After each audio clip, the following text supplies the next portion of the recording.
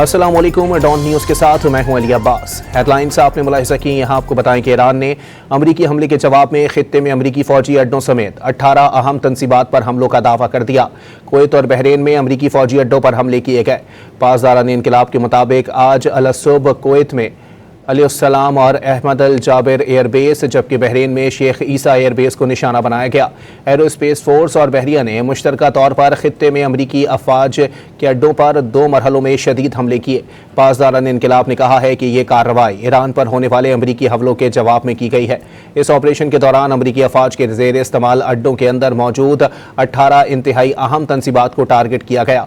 ईरानी media के मुताबिक Bahrain में अमरीकी बहरिया के 5वें फ्लीट को भी ड्रोन्स से निशाना बनाया गया।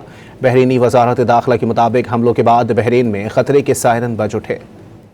अस्सलाम वालेकुम। डॉन न्यूज़ के साथ मैं हूं अली अब्बास। हेडलाइंस आपने मुलाहिजा की। यहाँ आपको बताएं कि ईरान ने अमरीकी हमले के जवाब में खित्ते में अमरीकी फौजी अड्डों समेत 18 अहम तनसीबात पर हमलों का दावा कर दिया। कुवैत और बहरीन में अमरीकी फौजी अड्डों पर हमले किए गए।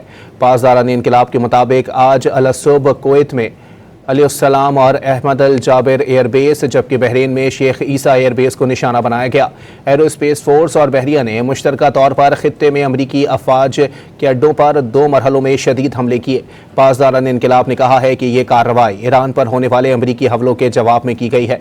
इस ऑपरेशन के दौरान अमरीकी अफवाज के ज़ेर इस्तेमाल अड्डों के अंदर मौजूद 18 इंतहाई अहम तनसीबात को टारगेट किया गया। ईरानी मीडिया के मुताबिक बहरीन में अमरीकी बहरिया के 5वें फ्लीट को भी ड्रोन्स से निशाना बनाया गया।